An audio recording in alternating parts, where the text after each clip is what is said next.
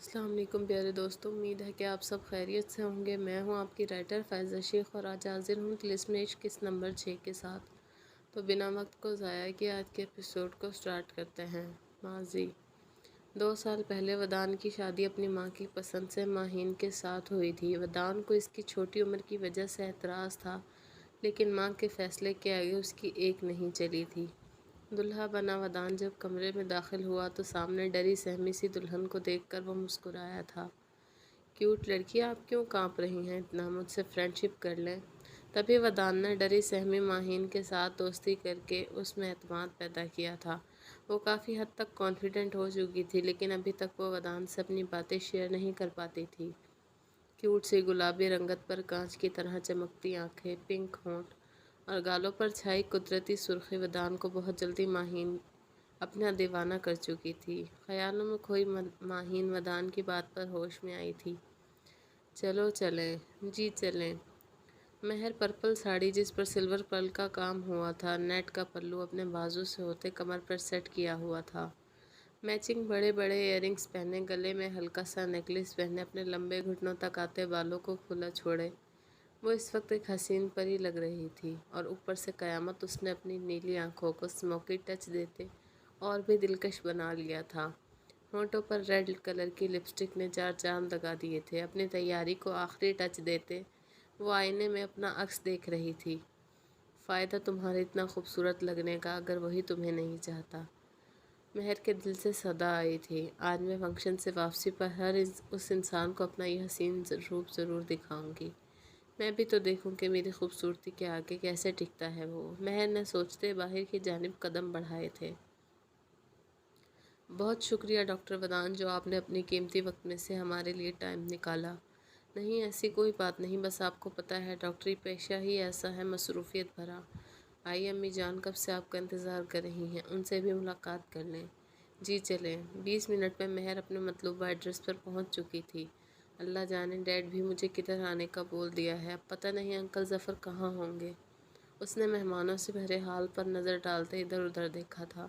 سامنے اسٹیج پر دلہا دلہن بیٹھے ہوئے تھے۔ دور سے ہی اسے انکل ظفر کسی کے ساتھ گپ شپ کرتے نظر آئے تھے۔ وہ جلدی سے آگے بڑھتے انہیں پکار چکی تھی، انکل، لیکن ان کے ساتھ ودان کسی لڑکی کی کمر میں ہاتھ ڈالے کھڑے تھا۔ اس کی آنکھوں میں کیچیاں سی چبھنے لگی تھیں۔ اس نے آنکھوں میں آئی نمی کو بہت مشکل سے پیچھے دھکیلا تھا۔ اس کا سانس رک رک کر چلنے لگا تھا، سانسیں اکھڑنے لگی تھی، دل کی دھڑکن تیز سے تیز تر ہو چکی تھی۔ اسے لگا شاید موت قریب ہے۔ اپنے محبوب کو کسی اور کی باہوں میں دیکھ وہ پاگل ہو دینے کے در پہ تھی۔ اسے لگا شاید وہ شراکت قبول کر لے گی، لیکن وہ تو پہلے ہی مقام پر لڑکھڑا چکی تھی۔ سنو، تم سے کوئی پوچھے کبھی مطلب محبت کا، تو اس کو کچھ بتانے سے ذرا پہلے ٹھہر جانا، اٹھا کر خاک سر پر ڈال کر اتنا فقط کہنا، محبت ابتدا سے انتہا تک درد کا پیکر، محبت بے پناہ تکلیف کا اجڑا ہوا منظر، گلوں کو بھی محبت آرزوئے خار دیتی ہے، محبت خاموشی سے دھیرے دھیرے مار دیتی ہے۔ مہر بیٹا ماشاء اللہ، مجھے تو لگا تھا کہ آپ نہیں آئیں گی، میں آپ کے بابا کے کان کھینچوں گا، لیکن بہت اچھا کیا جو آپ آ گئی۔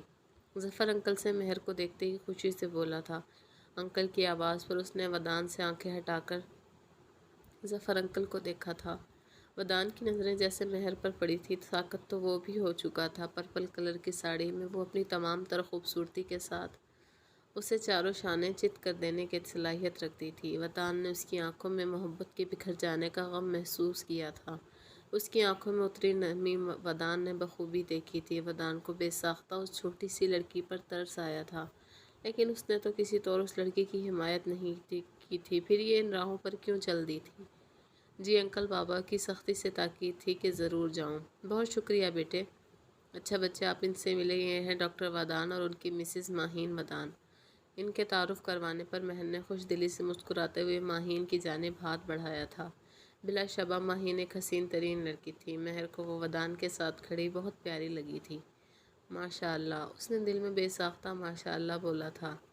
آئی ایم مہر، مہر نے اپنا ادھورا تعارف کروایا تھا۔ ارے مہر بیٹا، اپنا پورا تعارف کرواؤ نا۔ ارے انکل، ڈاکٹر ودان مجھے بہت اچھے سے جانتے ہیں، ان کی پیشنٹ رہ چکی ہوں اور شاید اب بھی ہوں۔ ان کے علاوہ مجھے کسی اور ڈاکٹر سے راحت نہیں ملتی، میرا مطلب آرام نہیں آتا۔ ان کے کچھ بولنے سے پہلے ہی مہر جلدی سے بول اٹھی تھی۔ ماہین نے بھی مسکراتے ہوئے اپنے سامنے کھڑی لڑکی کو دیکھا تھا جو اپنے بے پناہ حسن سے کسی کے دل پر بھی چھا جانے کی صلاحیت رکھتی تھی۔ وٹ اے کوئنسیڈنٹ، ہماری ساڑی کا نہ صرف کلر میچ ہے بلکہ ڈیزائن بھی کافی حد تک سیم ہے، مہر ماہین کو دیکھتے مسکراتے ہوئے کہا تھا۔ ماہین نے بھی مہر کی بات پر مسکراتے ہوئے ہاں میں سر ہلایا تھا۔ ماشاءاللہ بہت پیاری جوڑی ہے، اللہ پاک نظر بد سے بچائے اور جوڑی سلامت رکھے۔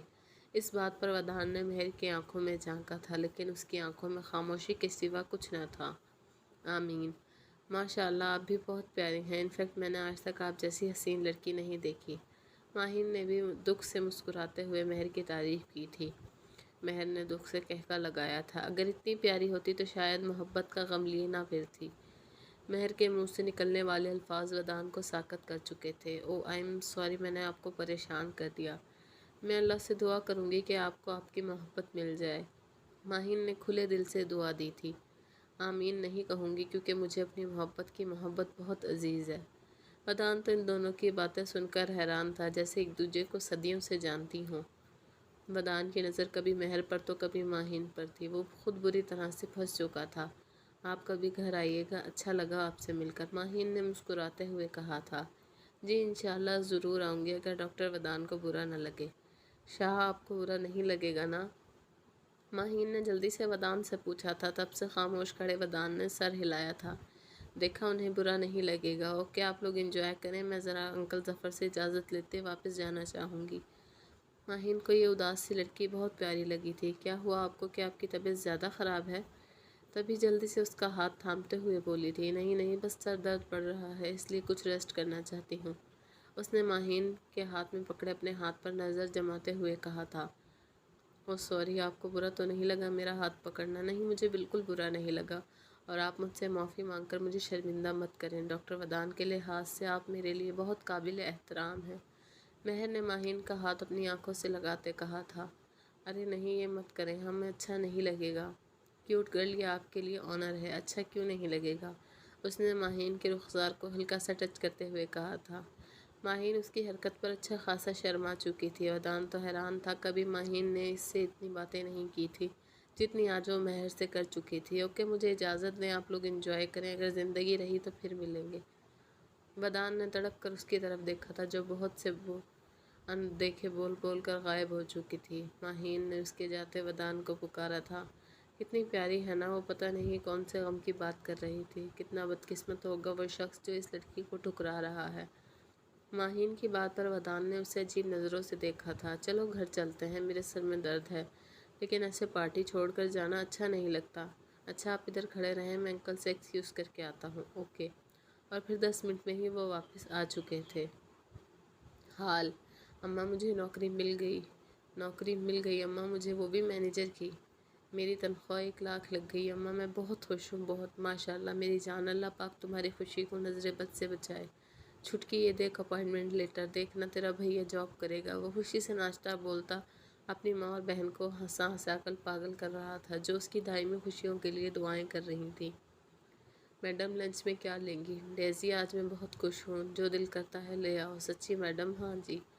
ڈیزی نے شہزادیوں سی آن بان رکھنے والی اس لڑکی کو دیکھا تھا جو بلیک پینٹ کے ساتھ ریڈ پیٹ تک آتی شرٹ پہن کر اوپر بلیک کلر کا لمبا سا باریک نیٹ کا گاؤن پہنے حسین ترین لگ رہی تھی۔ اس نے آج تک اپنی میڈم کو مشرقی ڈریسز میں ہی دیکھا تھا۔ نور جلدی سے لنچ کرتے ڈرائیو کو بلاتے باہر کی جانب بڑھی تھی۔ سب آپس میں کھڑے گپ شپ کر رہے تھے جب ہیل کی ٹک ٹک کی آواز نے سب کو ساکت کر دیا تھا۔ او نو میڈم، ابھی تو 9 بجے ہیں اور میڈم تو 10 بجے آتی ہیں، بھاگو اس سے پہلے کہ پکڑے جائیں، اس سے پہلے کہ سب لوگ اپنے کیبن کی طرف بڑھتے۔ کیا ہو رہا ہے یہاں؟ ارے میڈم جی سب مجھے ویلکم کر رہے ہیں۔ پیچھے سے آنے والی آواز پر نور پلٹی تھی۔ سامنے کل والی بلیک شرٹ میں وہی لڑکا کھڑا تھا۔ سب ڈرتے اپنی سیٹ پر جا چکے تھے۔ انہیں پتہ تھا اب اس لڑکے کو میم کے عتاب سے کوئی نہیں بچا سکتا۔ اوہ تو تم کہیں کے پرنس چارمنگ ہو جو تمہیں یہ سب ویلکم کر رہے ہیں میرے آفس۔ ارسلان جلدی سے میم کے پیچھے ہی لفٹ کی طرف بڑھا تھا۔ سب کو پتہ تھا یہ لفٹ صرف میم ہی استعمال کرتی ہیں، یہ صرف باس کے لیے ہے، لیکن وہ مزے کے ساتھ باس کی لفٹ میں داخل ہوتا بٹن پریس کر چکا تھا۔ ہاؤ ڈیئر یو، اس لفٹ میں قدم کیسے رکھا تم نے؟ یہ اسپیشل لفٹ صرف باس کے لیے ہے۔ ارے باس جی، میں بھی تو آپ کا اسسٹنٹ ہوں نا، میں بھی اسپیشل ہوں نا، اس نے نور کی آنکھوں میں جھانکتے ہوئے کہا تھا۔ نور اس کی بات سن کر خاموش ہو چکی تھی۔ وہ جیسے اچھلتا کودتا نور کے آفس میں داخل ہوا تھا، سامنے لگی پکچر کو دیکھ کر رک گیا تھا۔ واؤ، کیا عظیم شاہکار ہے! لگتا ہے کسی نے بہت محبت سے آپ کو آنکھوں کے رستے دل میں اتارا ہے اور پھر خوبصورتی کے ساتھ رنگوں میں ڈھال دیا ہے۔ سیم اپنے جیسے الفاظ سن کر وہ ساکت رہ چکی تھی۔ تمہیں تمیز نہیں ہے کہ اپنی باس سے کیسے بات کرتے ہیں؟ ارے میم جی، میں تو بس اس پکچر بنانے والے کی تعریف کر رہا ہوں، کتنا خوبصورت ہوگا نا وہ۔ نور، جس کے دل میں پہلے ہی ہلچل مچی ہوئی تھی، اس کی باتیں سن کر اور ڈپریس ہو رہی تھی۔ Shut up! اوکے میم جی، اوکے کہتے ہی وہ چپ کر کے کرسی پر بیٹھ گیا تھا۔ نور تو اپنے سامنے بیٹھے اس حسین بلا کو دیکھا تھا جو یقیناً اسے پاگل کرنے والا تھا۔ کھڑے ہو جاؤ اور باہر چلے جاؤ یہاں سے۔ جی میم، آئی سیڈ آؤٹ۔ ارے میڈم، کوئی غلطی؟ دفع ہو جاؤ باہر، نور چیختے ہوئے بولی تھی۔ وہ جلدی سے باہر کی جانب بھاگا تھا۔ نوکری سے تو نہیں نکالیں گی؟ تھوڑا سا دروازے سے جھانک کر اندر دیکھتے ہوئے بولا تھا۔ Go to heel! نور اونچی آواز میں چیخی تھی۔ اب بھی چلے نا؟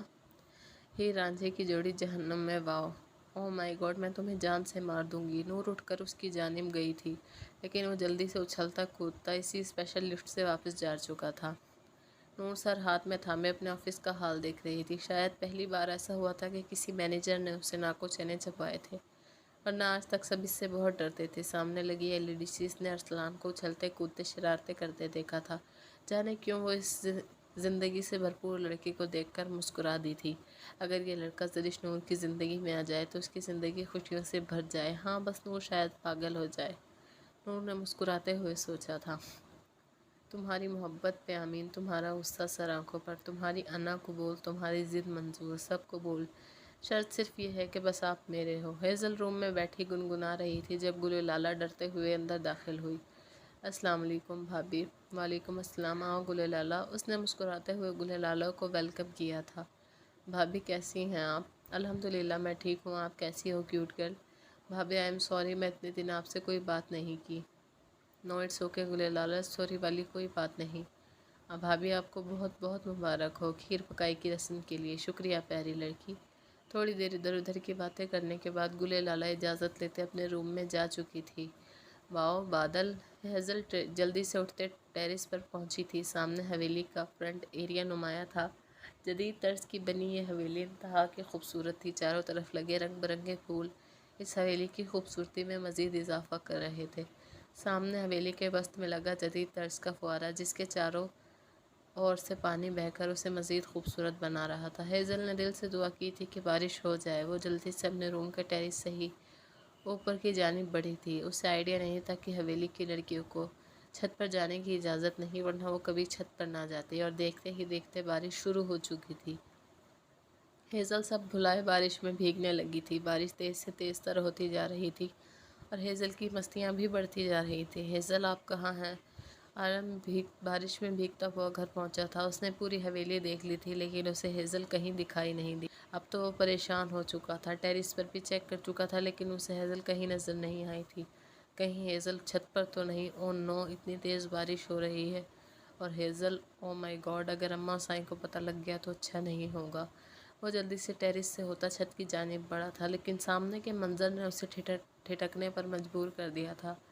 لائٹ پنک کلر کے ڈریس میں ہیزل اپنے نازک سراپے کی تمام تر خوبصورتی کے ساتھ بارش میں گول گول گھوم رہی تھی۔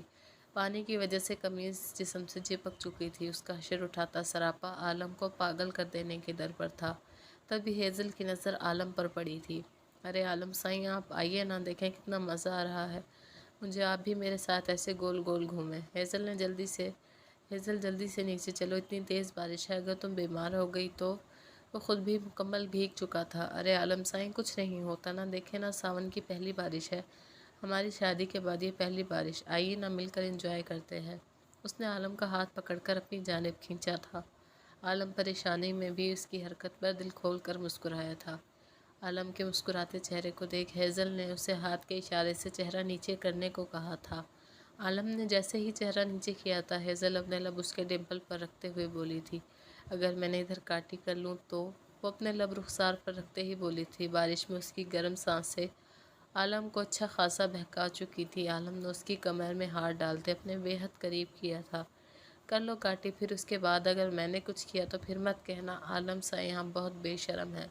لیکن ہیزل کی بات کو سمجھے بغیر اس کے ڈمپل پر بائٹ کر چکی تھی۔ عالم نے ہیزل کو بالوں سے پکڑتے اس کا چہرہ اپنے روبرو کیا تھا۔ ہیزل مسکراتے ہوئے عالم کو دیکھ رہی تھی اور لمحوں کا کھیل تھا۔ عالم شدت سے اپنے دہکتے لب اس کے سرد ہونٹوں سے ملا چکا تھا۔ جذبات کے ایک طوفان نے عالم کو اپنی زد میں لیا ہوا تھا۔ تیز بارش ان دونوں کو بھگوتی مدہوش کر رہی تھی۔ ہیزل کو جب اپنا سانس بند ہوتا محسوس ہوا تو اس نے عالم کی شرٹ کے کالر کو مضبوطی سے پکڑا تھا، لیکن عالم تو شاید ہوش بھلا بیٹھا تھا۔ اپنی شدت ہیزل پر نچھاور کر کے وہ جب پیچھے ہوا تو ہیزل مکمل نڈھال ہو چکی تھی۔ اس نے عالم کے سینے پر سر رکھتے لمبے لمبے سانس لیے تھے۔ عالم نے مسکراتے ہوئے ہیزل کی کمر سہلائی تھی۔ اس وقت وہ بالکل بھول چکا تھا کہ اس کی شان عالم سے کیا کمٹمنٹ ہوئی تھی۔ وہ تو اس لڑکی کے عشق میں بہتا دیوانگی کی حدود چھونے کے در پر تھا۔ تو کیسی لگی آج کی ایپیسوڈ؟ آپ لوگ اپنا ریویو دینا لازمی